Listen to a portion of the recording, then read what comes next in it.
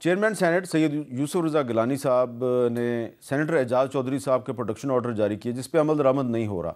अब जब हम ये बात हुकूमत के नुमाइंदों से करते हैं तो वो कहते हैं जी कि जब तहरीक इंसाफ की हुकूमत थी तो वो भी ख्वाजा साद रफ़ीक का प्रोटेक्शन ऑर्डर जारी होता था, अमल दरामद नहीं करते थे। राना सनाउल्लाह का प्रोटेक्शन ऑर्डर होता था, वो उस पर अमल दरामद नहीं करते थे। तो जनाब अब क्यों हो? तो लेकिन जो चेयरमैन सेनेट है यूसुफ रज़ा गिलानी साहब वो कह रहे हैं तो फिर मैं तो हाउस में नहीं आऊँगा। और अब्बास बप्पी साहब, ये अब टिट फॉर टैट का सिलसिला चल रहा है, तो क्या आप इनफरादी तौर पे ज़ाती हैसियत में ये यकीन दिला सकते हैं कि जो गलतियां आपकी हुकूमत ने की हैं वो अब रिपीट कर रही है मौजूदा हुकूमत, तो आइंदा अगर आपको हुकूमत मिलती है तो आप ये काम नहीं किया करेंगे? मीर साहब, मुझे सिर्फ 2 मिनट दीजिएगा ताकि मैं आपको ना पूरा क्लैरिटी समझाऊँ। आपने कहा ना वो उस वक्त के फ़रोग नसीम साहब ने प्रेस कॉन्फ्रेंस की और पीका के हवाले से बात की थी। याद रखिएगा, इस तरह के जो कवानीन हैं उनके ख़ास मकासद है और उसकी एक हैयत होती है। फ़रोग नसीम से ले के मोहसिन नकवी तक का सफ़र, जब ये पीका ऑर्डिनेंस सफ़र करेगा तो सबको अंदाज़ा है इस कानून की क्या हैयत होगी। आज इनका कंधा इस्तेमाल करके वो बंदूक चलाई जा रही जिसके दाने पर हम हैं। कल को हमारा कंधा इस्तेमाल किया था, उस वक्त यकीनन ये दाने पर थे। हमने तो चलो पहली दफ़ा गलती की थी, ये तो 1990 की दहाई से ये गलती करते आ रहे हैं, अभी तक सबक नहीं सीखे। और यही बात प्रोडक्शन ऑर्डर के हवाले से कि मैं समझता हूं उस वक्त हमें जारी करने जाई थे जो जो जो सिस्टम हमें इजाज़त नहीं दे रहा था, यकीनन वही इनको इजाज़त नहीं दे रहा। जहां तक आपने गिलानी साहब की बात की, तो इससे पहले मिर्ज़ा अफरीदी ने भी ये प्रोडक्शन ऑर्डर जारी किया था जब वो डिप्टी चेयरमैन मारे थे। उस वक्त पंजाब हुकूमत ने मानने से इनकार कर दिया। इस दफ़ा गिलानी साहब ने 2 हफ्ते पहले जारी किया कि एजाज चौधरी को पेश करें। इस्लामाबाद से पुलिस पंजाब वहाँ कोट लखपत जेल गए उनको लेने के लिए।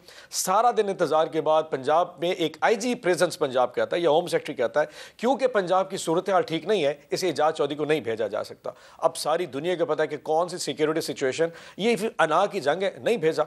उस दिन शिबली फराज साहब फिर गिलानी साहब के पास रिक्वेस्ट लेके गए कि सर वो एक ऑनरेबल मेंबर है, पिछले 1.5 साल से जेल में है, बहुत मुतअद्दिद दफ़ा आपने प्रोडक्शन ऑर्डर का और पंजाब गवर्नमेंट इसको ओबे नहीं कर रही। तो उन्होंने ये कमिटमेंट की कि देखें जी, मैंने अभी तक ये हाउस चेयर नहीं किया और जब तक एजाज चौधरी साहब नहीं आते मैं उस वक्त सेनेट के किसी सेशन की सदारत नहीं करूंगा। इस बात को आज तकरीबन 10 दिन हो चुके हैं।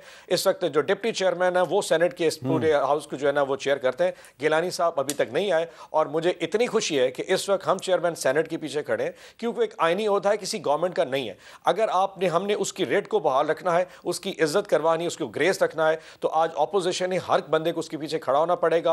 और जब तक एजाज चौधरी साहब नहीं आएंगे, गिलानी साहब की ये कमिटमेंट कि जी मैं हाउस चेयर नहीं करूंगा, ये हमारे लिए बहुत, यकीन करें, बहुत ज्यादा इसको कहते हैं अप्रिशिएट करते हैं। एंड आई एम श्योर इंशाल्लाह एजाज चौधरी साहब जरूर आएंगे और इनका आईनी हक है, ये किसी का एहसान नहीं है। इस वक्त हम जो है ना चेयरमैन सेनेट की सेनेटर मुसद्दिक मलिक साहब से पूछ लेते हैं कि ये भी यूसुफ रज़ा गिलानी साहब को सपोर्ट करते हैं या नहीं करते?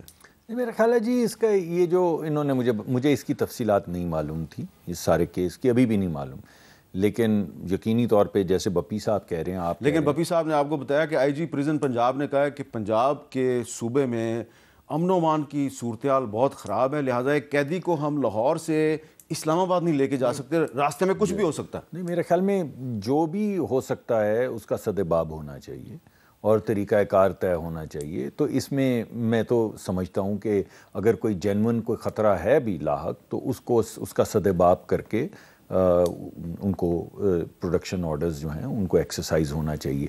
अब ये बात मैं भी कह सकता था 3 साल इंतज़ार करके, कोई 4 साल इंतज़ार करके हुकूमत चली जाती कि भाई उस वक्त था, उस वक्त तो नहीं है, लेकिन इनको कर लेना चाहिए। लेकिन मैं तो ऐसी बात नहीं कर रहा हूँ। मैं समझ रहा हूँ ये बात बहुत अच्छा किया आपने। जी, इसको ज़रूर इस पे बहुत बहुत शुक्रिया सेनेटर मुसद्दिक मलिक साहब और अब्बास बप्पी साहब। और मैं सिर्फ यही अर्ज़ है कि जो सैयद यूसुफ रज़ा गिलानी साहब हैं उनको थोड़ी वजाहत करनी चाहिए कि ये जो उन्होंने स्टैंड लिया है ये पर्सनल कैपेसिटी में लिया है या ये उनकी पार्टी की पॉलिसी है। इसलिए कि जब वो काफ़ी साल पहले स्पीकर कौमी असम्बली थे और उस वक्त मोहतरमा बेनज़ीर भुट्टो शहीद साहबा प्राइम मिनिस्टर ऑफ पाकिस्तान थी, तो उस वक्त भी यूसुफ रज़ा गिलानी साहब ने शेख रशीद अहमद का प्रोडक्शन ऑर्डर जारी किया था जिस पे हुकूमत उनसे नाराज़ हो गई थी।